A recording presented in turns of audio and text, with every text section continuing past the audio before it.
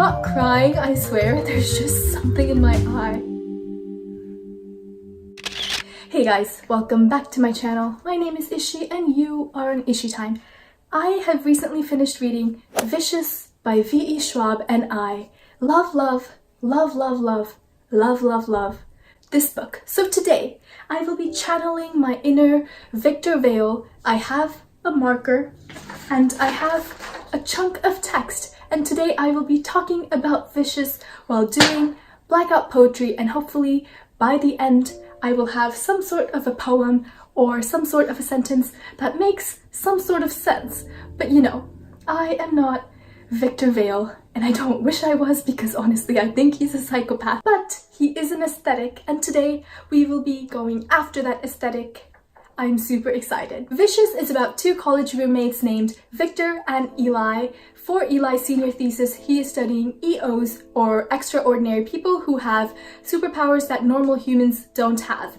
They began to do research on EOs and soon they began to do experiments as well, but because of these experiments, their life turns to shambles, they end up hating each other, and things are not good for them. This book is really fascinating and it explores the ideas of morality, good, evil, mortality, and all those things really well. The chapters were also really short, which made it super easy to read, because I was like, I'll just read one more chapter, and by reading one more chapter, I was basically done with the majority of this book before I even realized, and that was honestly so great. The book also switches between different perspectives, different timelines, and different places.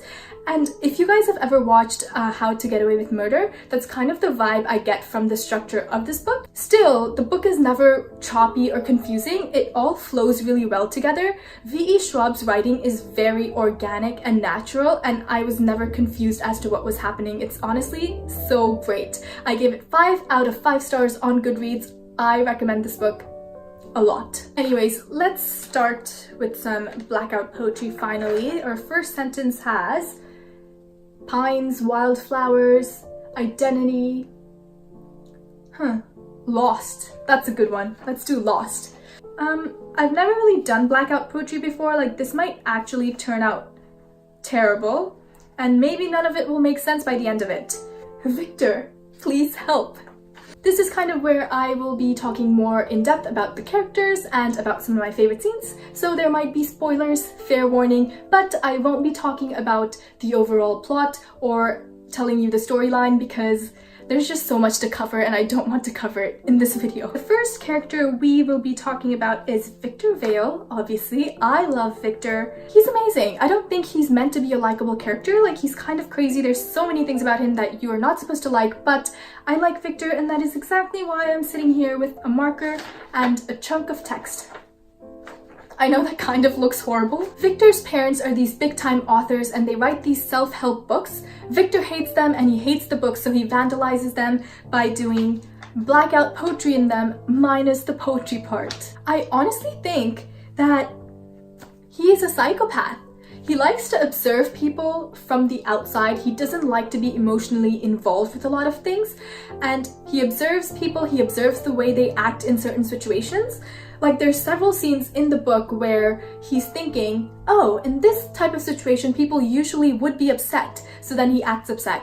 Or he's like, in this situation, people would usually smile, so then he like fakes a little smile. He doesn't really feel the emotions that he's portraying. The only emotion he really feels is anger. And it was just really interesting to read from Victor's perspective, to see how he thought about things and how he kind of faked his emotions. He also lies all the time for his benefit.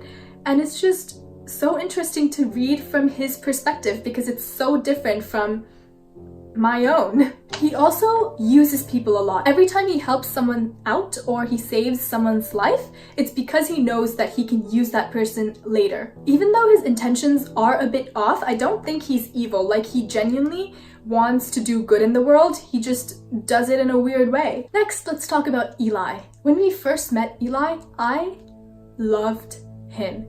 Dark-haired, handsome, intelligent.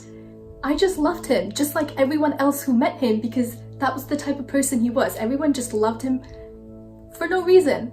They met him and they instantly loved him. He's like intelligent, but pretty boring. Like, he never did anything wrong in his entire life. Like, he never stuck chewed up gum under his desk.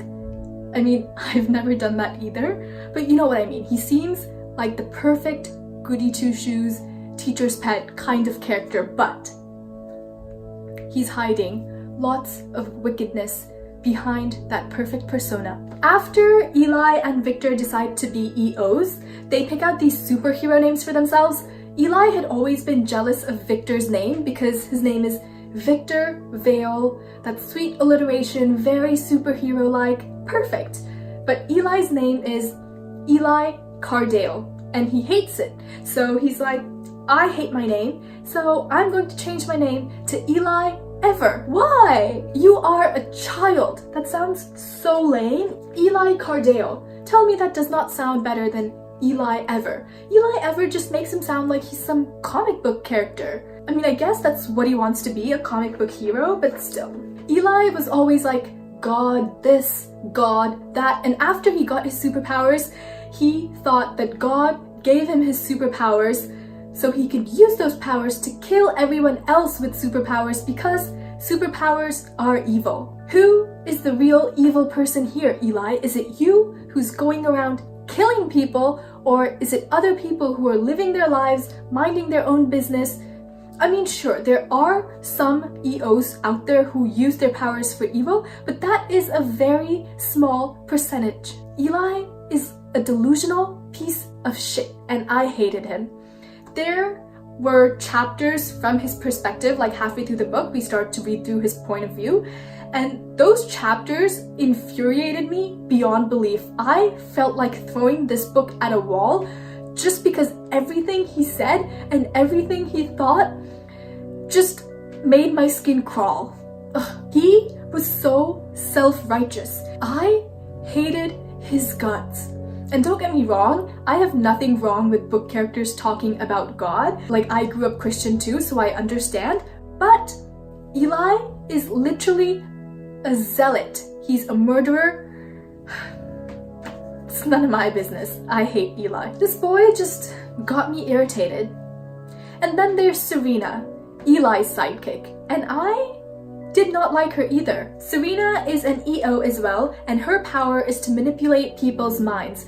She can tell people what to do, and they're gonna do it whether they want to or not. And it's kind of implied that she uses her powers to kind of get guys to kiss her and possibly more, and just thinking about all the things she might have made all these people do without their consent made me feel physically sick. I could not even give myself a chance to like her just because that is so disgusting to me. Next is Sydney. She's Serena's sister. She's like 12 years old and she's also an EO. She's great. You know what's not great though? This. I know it doesn't look aesthetically pleasing.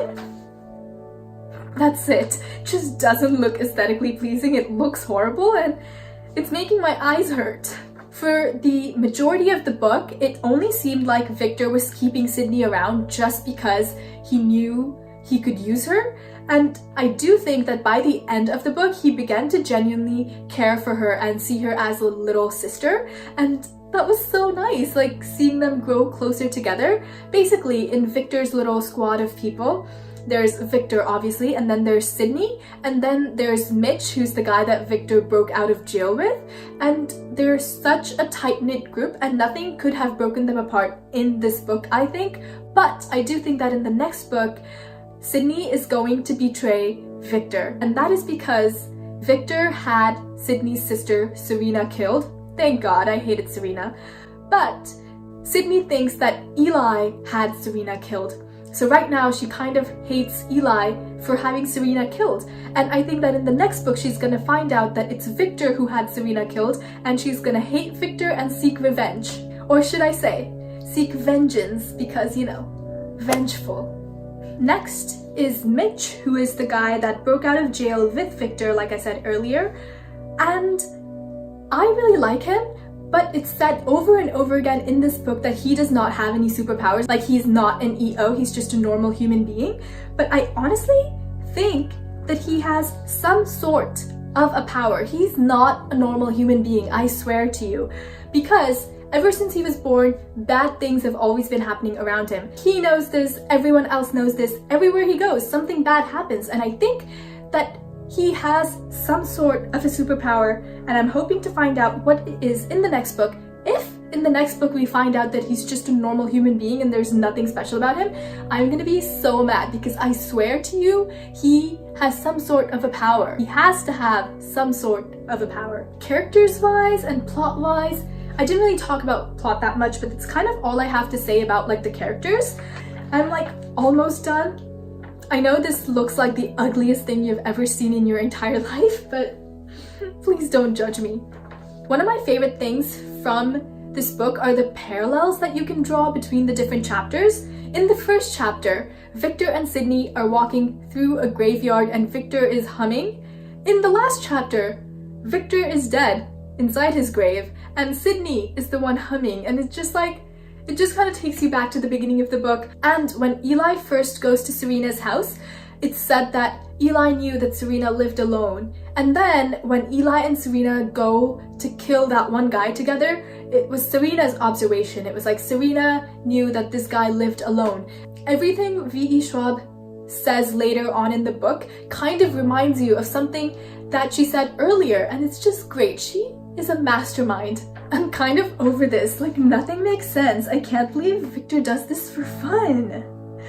After reading Vicious, I swear I was about to go to the bookstore and buy like a really short book just so I can do blackout poetry in it. But honestly, this looks so ugly. I don't think I'm ever gonna do this again, and it's making me really mad. Anyways, I have finished. Here is the most unaesthetic, ugly thing you've ever seen in your entire life. Let me just read you guys what I have. Lost, looking for answers to questions he could not let go of, searching for powers that could taint hands. He explained, I would gladly taint my hands for the greater good. He emptied his mind of everything except for the dagger in his white-knuckled grip. I hope you guys liked my shitty poem. And I hope you guys liked this video. If you did, please give me a thumbs up and subscribe to my channel. My name is Ishi. Thank you for spending time with me, and I hope your day is as wonderful as you are.